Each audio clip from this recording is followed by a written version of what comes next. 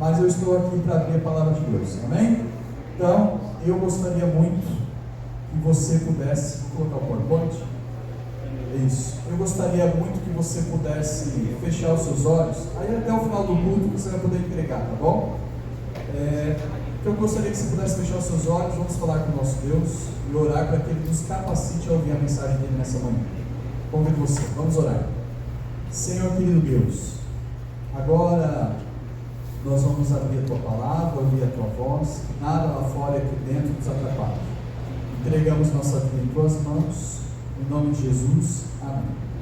Queridos, o tempo pode parecer pouco, mas a mensagem vai ser especial, tá bom? Quantos já ouviram falar aqui de uma expressão chamada salvo pelo gongo? Quantos já ouviram falar dessa expressão? Salvo pelo gongo. Ou ela é uma expressão que você fala para alguém, ou alguém já falou para você. Lembra quando você estava para atravessar a rua?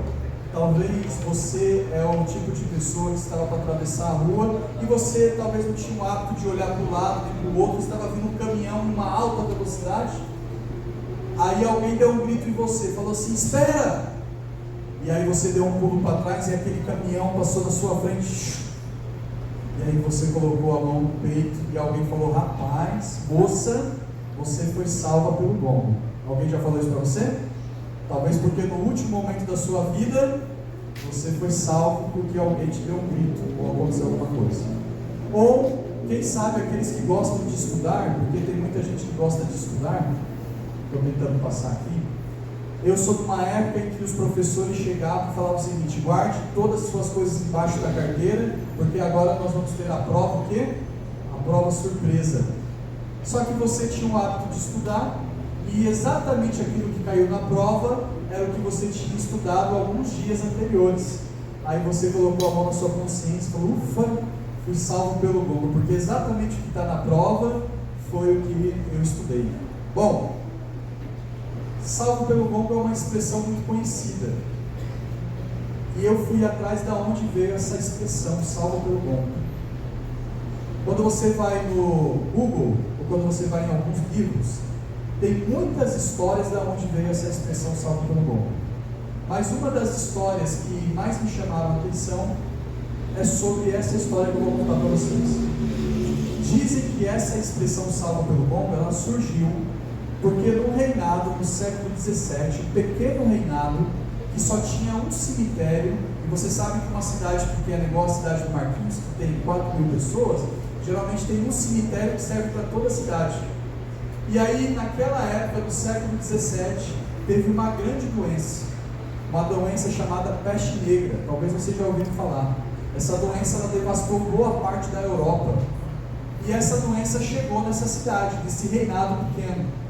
Muita gente morreu, mas muita gente morreu mesmo, a tal ponto de chegarem lá no rei e falou para o rei assim, rei, muita gente está morrendo, a gente não tem mais aonde enterrar as pessoas, o cemitério está cheio, é uma pessoa sendo enterrada atrás da outra.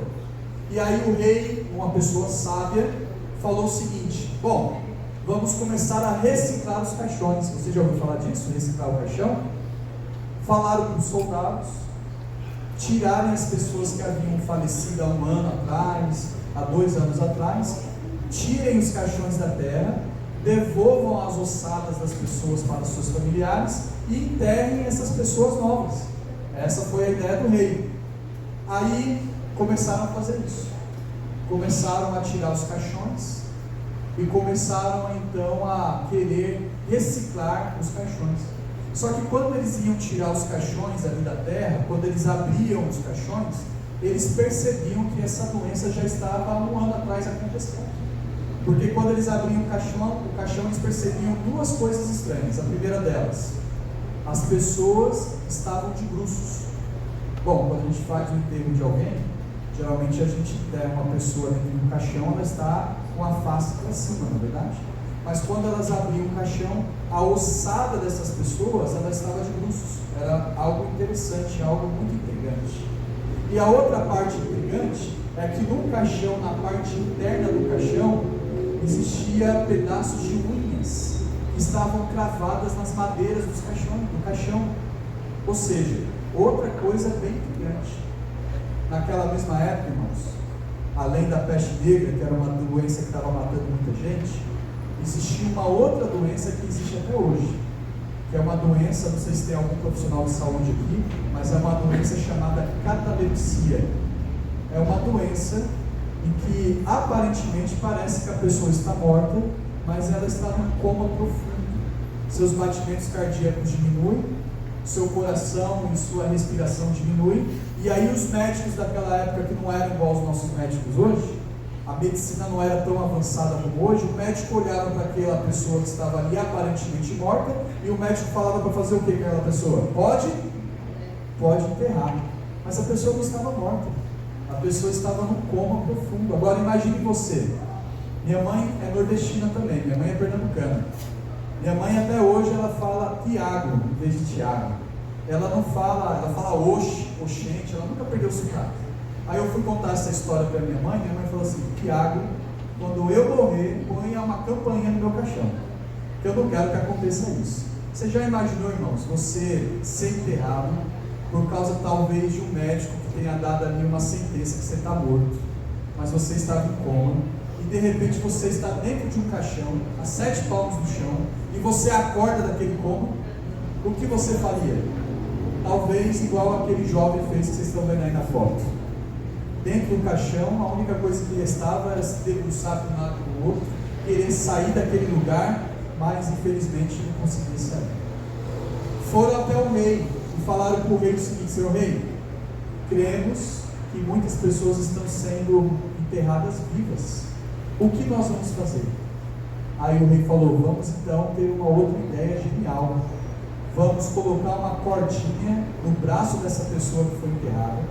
Essa cordinha vai atravessar o caixão, vai passar pela terra e vai ficar pendurada em um sino. Queridos, imagina como é que foi com o coveiro daquela época, quando o coveiro começava a ouvir o sino tocar, em que ele tinha que sair rapidinho de onde ele estava para desenterrar aquela pessoa. Daí que dizem que a expressão saiu daí, que no último momento da vida daquela pessoa, ela foi salva pelo quê?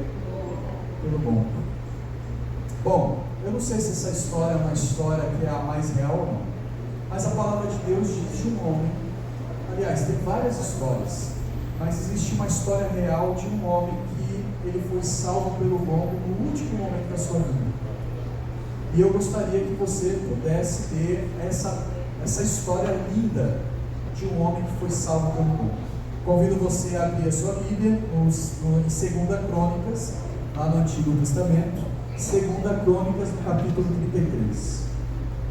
Essa história para mim é uma história impressionante. Existem muitas histórias de homens que foram salvos pela cruz. Aqui acabaram de me falar, né? Olha, o ladrão da cruz também foi um homem que foi salvo pelo lombo. No último momento da sua vida, foi salvo pelo lombo, está certíssimo. Mas eu queria ler com vocês a história desse homem aqui, chamado Manassés. 2 Crônicas, no capítulo 33. Então, você que está com a sua Bíblia aberta, 2 Crônicas, no capítulo 33, eu gostaria que você pudesse conhecer a história um pouquinho mais de perto desse homem, Manassés. 2 Crônicas, no capítulo 33. Como eu fiquei sabendo que o culto aqui vai até meio-dia, então falta pouco, fique tranquilo que a gente vai sair daqui animados e felizes por esse momento, essa história. 2 Crônicas, no capítulo 33, quantos acharam? Diga amém. Então vamos ler juntos. Queria que você conhecesse quem foi Manassés. Fala o seguinte: Manassés, versículo 1. Manassés ele tinha 12 anos de idade quando ele começou a reinar, e Manassés ele reinou 55 anos em Jerusalém. Manassés ele fez o que era mal aos olhos do Senhor Deus, segundo as abominações nas nações que o Senhor havia expulsado diante dos filhos de Israel. Versículo 3. Manassés ele reconstruiu os lugares altos que Ezequias, o seu pai, havia derrubado. Manassés ele levantou altares aos Baalins, ele fez postes de ídolos da deusa Aserá. Manassés ele se prostrou diante de todo o exército dos céus e o serviu. Vamos ao versículo 5. Manassés ele levantou altares a todo o exército dos céus nos 2 átrios da casa do Senhor. Versículo 6. Manassés ele queimou seus próprios filhos em sacrifício no vale de Ben-Hinom. Manassés adivinhava pelas nuvens, era agoreiro. Manassés praticava feitiçarias, tratava com médios e feiticeiros. Manassés ele fez o que era mal aos olhos do Senhor para provocar a ira do Senhor. Vamos ao versículo 9. Manassés ele não só errou, mas ele levou ao povo de Judá ao pecado. Manassés ele fez com que Jerusalém pudesse viver errante. Manassés ele fez pior do que as nações que o Senhor tinha destruído dos filhos de Israel. Bom, vamos parar por aqui. Queridos, você já ouviu falar sobre Manassés? Manassés ele foi o pior rei de todos os tempos, de acordo com a Bíblia. Manassés era o tipo de homem que não queria compromisso com Deus, e ele não queria que pudesse falar sobre Deus no seu reinado. Manassés ele nasceu em uma família cristã. Olha que interessante. Ezequias, o seu pai, um dia Ezequias conheceu a Deus. Ezequias foi um homem fiel a Deus, e Manassés nasceu nesse ambiente de alguém que sabia quem era Deus. Mas a palavra de Deus diz que chegou o momento que Manassés ele virou as costas para Deus. Ele não queria que ninguém do seu reino pudesse cultuar a Deus, a tal ponto que ele fez com que o ambiente, o tabernáculo de Deus pudesse adorar outros deuses, mas não a Deus. Manassés ele chegou a tal ponto, e você leu comigo aí o versículo 6, que Manassés ele queimava os seus próprios filhos aos demônios. Manassés, uma vez por ano, aí está uma foto para exemplificar o que era isso. No versículo 6 você leu aí comigo, ele queimava os seus filhos em sacrifício no vale de Minom. Essa aí é uma foto para exemplificar isso. Manassés ele tinha muitas princesas, ele teve muitos filhos, e uma vez por ano Manassés ele pegava o seu filho recém-nascido, o seu bebezinho, ele levava até um vale como esse que você está vendo ali, e ele levava esse bebezinho para um Deus. Esse Deus ele tinha o formato de um ser humano até a cabeça, era um Deus feito de barro, e da cabeça para cima e os braços era de um bezerro, era de um boi zebu, e esses braços que ficavam estendidos eram braços de ferro, e embaixo desses braços de ferro existia um fogaréu, era como se fosse um caldeirão cheio de fogo. Manassés, uma vez por ano, pegava sua criança recém-nascida, colocava em cima desses braços, e ele cultuava esse Deus que você está vendo ali, ou adorava esse Deus, enquanto isso os seus filhos, o seu filho era queimado a esses demônios. Esse era Manassés. Manassés, ele mandava matar qualquer pessoa que chegasse no seu reinado e falava sobre Deus, sobre o Messias. Era um homem que não queria compromisso com Deus, era um homem que não deixava falar sobre Deus. E o versículo 9 que você acabou de ler aí comigo, fala que Manassés, ele não apenas errou. Sabe aquele tipo de pessoa que não quer ir para o inferno sozinho? Quanto mais pessoas, melhor. Manassés, ele fez todo o seu reinado ao pecado. Imagine você vendo todas as desgraças que acontecem na sua cidade. Imagine São Paulo, imagine o bairro onde você mora.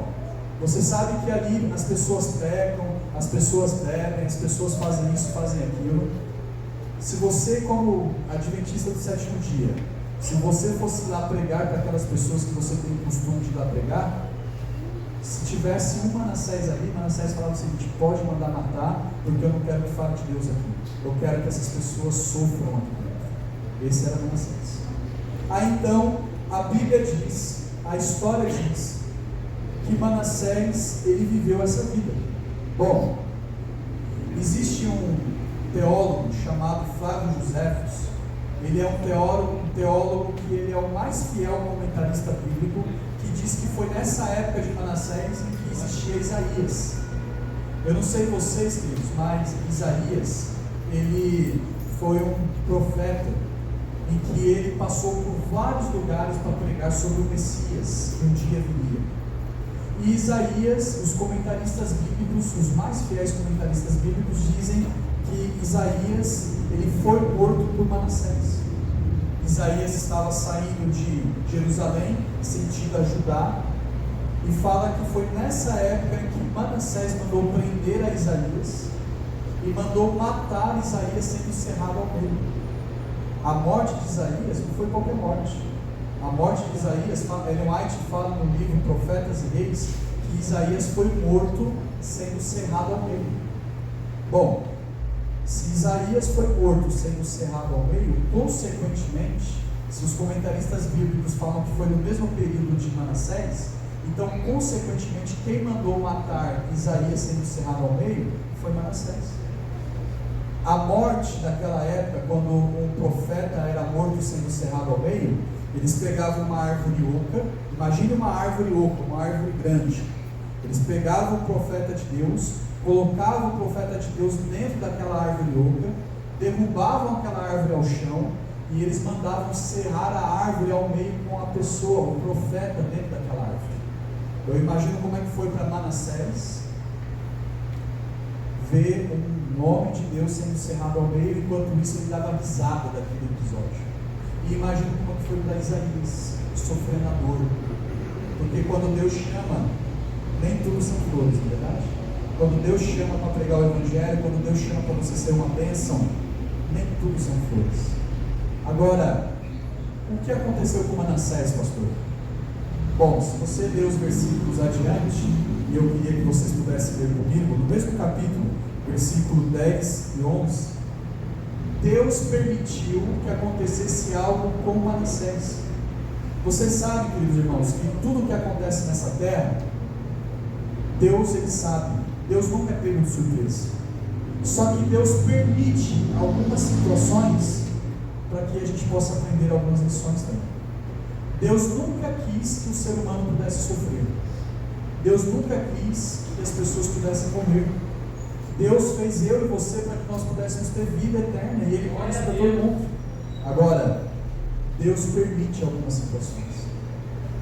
Nessa madrugada mesmo, era 3 horas da manhã, o telefone toca.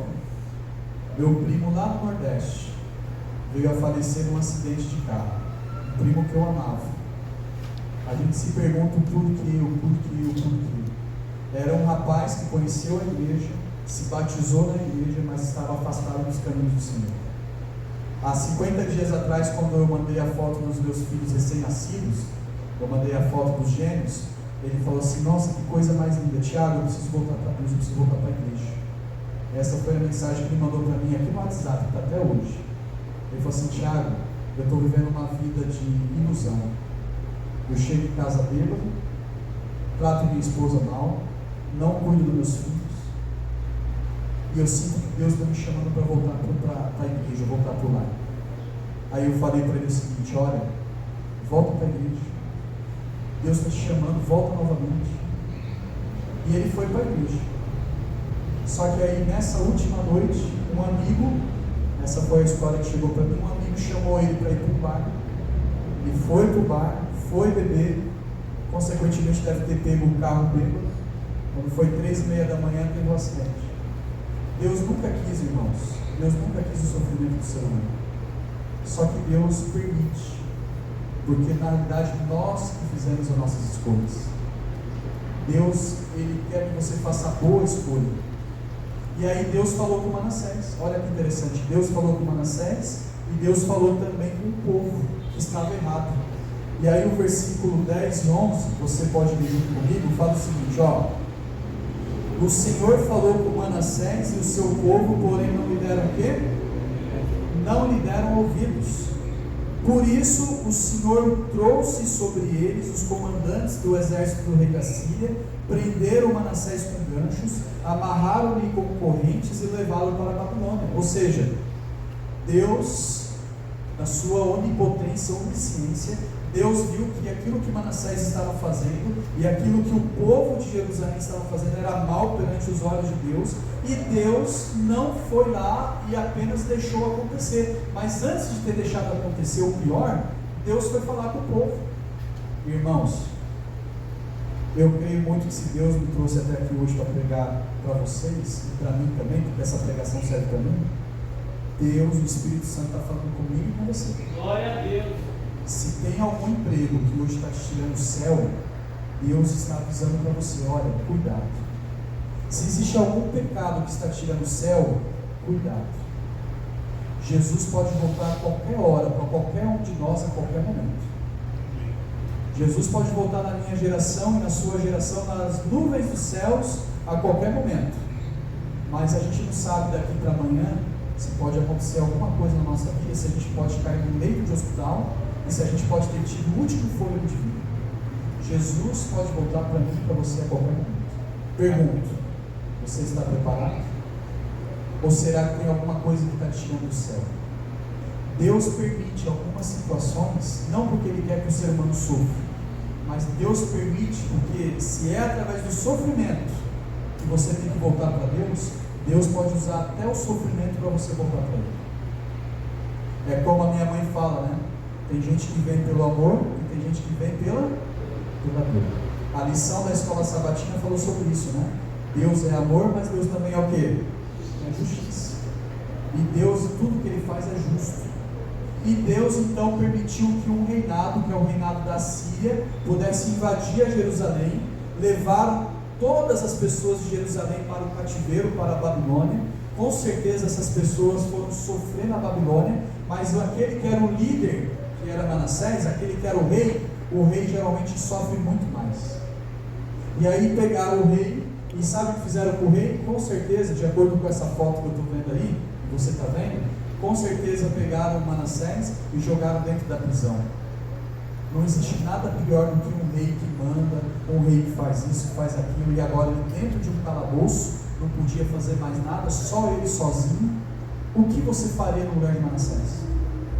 Se fosse você, se Deus tivesse falado com você, se Deus tivesse te dado tudo para você voltar, e se você não tivesse dado ouvidos, mas aí Deus falou assim, então tá bom, então você está tomando as suas decisões, então também pelas suas decisões você vai colher, não é assim? Essa é a lei da vida. O que você planta, você colhe. Se você planta coisa boa, se você planta coisa na sua família que é bom, se você traz para a sua família para a igreja, se você quer ter uma vida de fidelidade com Deus, com certeza você vai colher coisas boas. Mas tem ao contrário também. Só que Deus é misericordioso, não é verdade? Mesmo que a gente faça coisas erradas, mesmo que muitas vezes a gente faz aquilo que é a vontade de Deus, Deus ainda é misericordioso. E Ele dá oportunidades. Quem sabe você está vindo para a igreja, para a sua família, quem sabe você há muito tempo está praticando algo que não tem nada a ver com os planos de Deus, e Deus está sendo mais misericordioso com você. Verdade. Eu já vi, irmãos, jovens viciados em pornografia que estavam dentro da igreja, e é um pecado como todos os outros pecados. E eu já vi jovens chegando em mim, quando terminava o culto, e falavam chorando, Thiago, eu não sei o que eu faço. Toda noite eu estou lá no computador, na tela do celular do computador, e esse pecado vem me tirando o céu. E eu falava o seguinte, amigo, você quer que esse pecado comece a sair da sua vida? Primeiro, ore a Deus, vá atrás de ajuda, vá atrás de um psicólogo, de alguém que vai te ajudar, porque às vezes não é só espiritual, irmãos. Tem que ir atrás de alguém para ajudar. É um vício, como qualquer outro vício que tem por aí. E eu falava o seguinte, tem alguma coisa que está te atrapalhando? É o celular? Então, tira o celular da sua vida. É o celular que está te atrapalhando? Compra um celular analógico. Vocês sabiam que hoje, a maioria das lojas por aí, hoje ainda se vende aquele celular analógico? Lembra aqueles celulares de antigamente, que não tinha internet? Que era só para ligar e desligar? Hoje, se você for nessas lojas por aí, tem muita loja que está vendendo isso aí a rodo, porque tem muita gente viciada na internet. E lógico, o celular ele é uma ferramenta de trabalho. Eu estou falando que o celular é um pecado, mas estou dizendo o seguinte, se tem alguma coisa que está tirando o céu, meus irmãos, Paulo fala, tira isso da sua vida, corta. E aí então Deus permitiu que os assírios invadissem Jerusalém e levassem Manassés preso. Bom, o que fez Manassés ser salvo pelo bom? O que fez Manassés ser salvo pelo bom? Você sabe que se eu pudesse dar um Oscar, desculpa o termo da palavra, se eu pudesse dar um Oscar, o rei mais cara de pau que já existiu na face dessa terra, eu daria para Manassés. Sabe por quê? porque eu queria ler com vocês aí o versículo 12. Olha só o que Manassés fez lá no calabouço, lá na prisão. Tem a ver com o tema, salto pelo longo, versículo 12 e 13. Olha só, versículo 12. Ele, Manassés, angustiado, suplicou ao Senhor seu Deus, e muito se humilhou diante do Deus de seus pais. Versículo 13. Manassés, ele orou ao Senhor, e o Senhor se tornou favorável com ele. Manassés atendeu a súplica, a oração. Deus atendeu a súplica, a oração de Manassés, e o fez voltar para Jerusalém, seu reino. Então Manassés reconheceu que o Senhor era. Queridos, esse é o meu e o seu Deus. Glória a Deus. Se Deus foi capaz de tudo aquilo que Manassés tinha feito, de todos os pecados, se Deus foi capaz de perdoar a Manassés, de dar perdão a Manassés, e não somente isso, Deus não só perdoou a Manassés, mas Deus tirou ele da prisão, do calabouço, e o fez voltar a se tornar rei novamente. Se Deus fez capaz de fazer isso por Manassés, Deus é capaz de fazer isso na minha e na sua vida novamente. Amém? Deus é capaz de fazer qualquer jovem aqui que um dia se achou que não é mais princesa, mas no reino de Deus você continua sendo uma princesa. Deus é capaz de fazer com que você, que é um homem, uma mulher que se acha que não é mais a rainha do lar, ou que não é o rei do seu lar, Deus é capaz de fazer você novamente se tornar uma rainha e um rei do seu lar. Sabe por quê? Porque é esse mesmo Deus da palavra, esse mesmo Deus da Bíblia, que é capaz de perdoar os pecados. Você sabe que com a história de Manassés, eu aprendo 3 lições que eu quero compartilhar com vocês aqui. 3 lições. Primeiro, até a porta da graça se fechar, o Espírito Santo está tocando no coração das pessoas.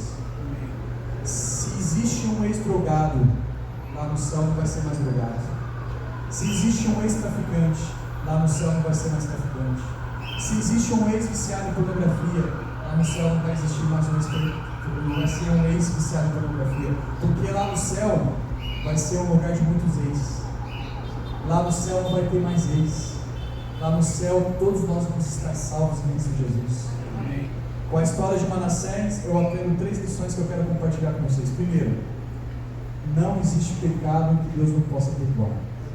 Se Deus foi capaz de perdoar a Manassés, é capaz de perdoar a mim e a você também. Amém. Segunda lição com a história de Manassés: Deus, Ele só pede para você falar com Ele em oração. Você não precisa comprar a Deus, você não precisa dar nada para Deus a não ser o seu coração, porque se Manassés conversou com Deus e em uma oração Deus perdoou aquele homem, então Manassés ele só quer que você fale com Ele em oração. Terceira lição com a história de Manassés: Deus é capaz de fazer você sair do lamaçal do pecado, de um calabouço como esse que eu mostrei para vocês, e Deus é capaz de fazer você voltar a se tornar um rei e uma rainha novamente. Amém. Queridos, Jesus está voltando. Não temos mais tempo para brincar de ser cristãos. Não temos mais tempo de brincar com Deus. Jesus ele está voltando com tanta força, como diz os nordestinos, né? Jesus está voltando com força. Sabe por quê? Porque se a mensagem de hoje está chegando até você da maneira que está chegando, é porque Ele está falando o seguinte: filho, se você está no lamaçal da depressão, eu vou te tirar de lá. Amém. Se você está no lamaçal do pecado, eu vou te tirar de lá. Se você que é jovem, que acha que sua vida não tem valor, para Deus a sua vida tem tanto valor, mas tanto valor, que Deus quer te dar tudo novo. E se você que é jovem, se você já é irmão, se você já tem mais de 60 anos, e acha que a sua vida não tem mais valor, aí aqui vai um recado: a sua vida tem tanto valor que você acaba sendo um exemplo para gerações como a minha. Você, querido irmão, querida irmã, você é um exemplo das minhas gerações. Se você for fiel até o fim, a minha geração vai olhar para você e vai falar o seguinte: eu lembro daquela senhora, daquele senhor, daquele homem, daquela mulher que foi fiel a Deus até o fim da vida dela. Isso para a minha geração é uma bênção. A gente olha para vocês como baluartes. Agora, olha que interessante. Olha só. Você já imaginou como que vai ser o céu? Quantos aqui querem ir para o céu? Levante sua mão. Eu anseio ir para o céu. Eu estou lutando dia e noite para chegar no céu. Espero que você também. Agora, Quando você chegar no céu, qual vai ser o personagem que você vai querer ver no céu? Além de Jesus, lógico, a gente vai querer abraçar Jesus, olhar para a face dele, tocar em suas marcas. Aliás, o tema da Semana Santa fala sobre as marcas de Jesus, não é verdade? Mas quais são os outros personagens bíblicos que você quer encontrar no céu? Paulo de Tarso. Jonas, Paulo de Tarso, Elias, Moisés. Mas imagine a cena aqui comigo. Vem cá, Marquinhos, por favor. Vem cá esse rapaz aqui, por gentileza. Marquinhos, vem de lá para cá. Vem lá do fundo da igreja para cá, por favor. Aí, de repente, esse jovem vai estar aqui. E eu vou estar conversando com Jesus. E Jesus eu vou abraçar. Eu vou ficar muito contente. Mas, de repente, eu vou virar. Aí eu vou virar e aí eu começo a perceber. Vem cá, Marquinhos, vem andando. Isaías chegando no céu, um dos santos de todos os tempos, um dos profetas que estão vindo. E aí eu vou conversar com Isaías, vou estar aqui, um homem de Deus, conversando sobre tudo.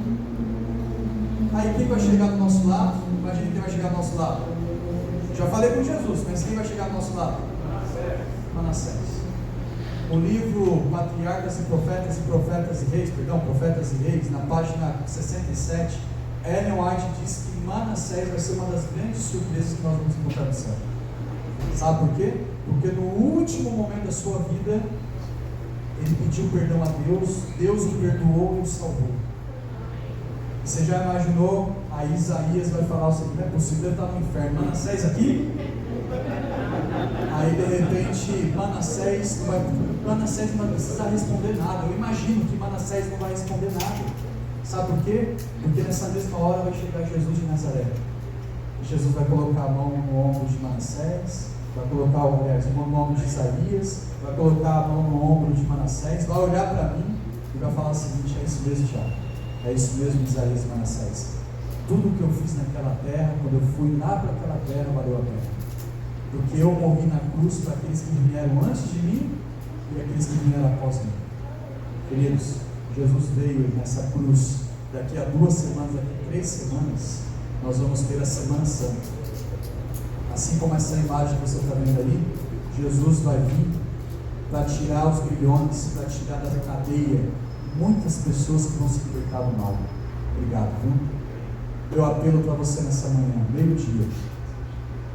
Quantos desejam que Jesus possa tirar você da onde você está, para você falar assim: Senhor, mais uma vez eu quero ser salvo pelo lombo? Quantos desejam isso? Glória a Deus. Eu desejo. E quantos querem se comprometer na Semana Santa em trazer amigos, familiares, trazer pessoas para conhecer esse meu Deus, o seu Deus, que é capaz de fazer milagres como esse? Eu quero me comprometer. Que Deus te abençoe, meu irmão. Que Deus te abençoe no teu santo nome, por tudo que nós sentimos e ouvimos nessa manhã, nessa igreja. Obrigado por cuidar de nós, obrigado por cuidar do seu povo. E aqui, Senhor, nós entregamos os nossos pesares, as nossas lutas, entregamos também, Senhor, a nossa vida em tuas mãos.